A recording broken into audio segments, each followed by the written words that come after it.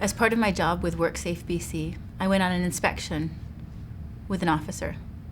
We went to a manufacturing firm, average size, and it was actually a follow-up on some orders that had been written previously. When we got to the firm, the employer pointed out the first aid rep to us. Now, the first aid representative, he actually didn't know that he was supposed to be the first aid representative, and his name was Alex. And his name has stuck in with me, and this experience has stuck with me for my entire time at the board. Alex was about 19 years old. When he realized that we were coming to talk to him, he was scared. He looked like he would run the other direction. When we asked Alex if he had any health and safety concerns, he finally did come up with a few. These were things that he hadn't raised with his employer because he was scared. Alex hadn't finished high school. Jobs in manufacturing were tough to get. He needed his job.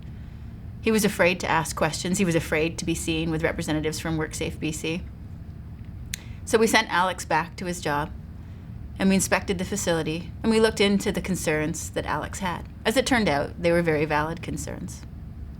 As part of our inspection, we also checked out the first aid log, and in there I noted Alex's name. And within the first 6 months on the job, Alex had punctured his foot with a nail. Alex hadn't been wearing the proper footwear, and it turned out that most of the workers at the time weren't wearing the proper footwear. This is the reason why we focus on young worker injuries. Alex's story, sadly, is very typical of the stories of many young workers. They're eager to get a job. They want to work hard. They need the money. They don't know about their rights. They haven't received the proper orientation and training. They often get assigned the most hazardous, the most labor-intensive tasks. And many of them are injured in the first 6 months on the job. We often talk about injuries in terms of numbers, but for me it comes back to the story of Alex.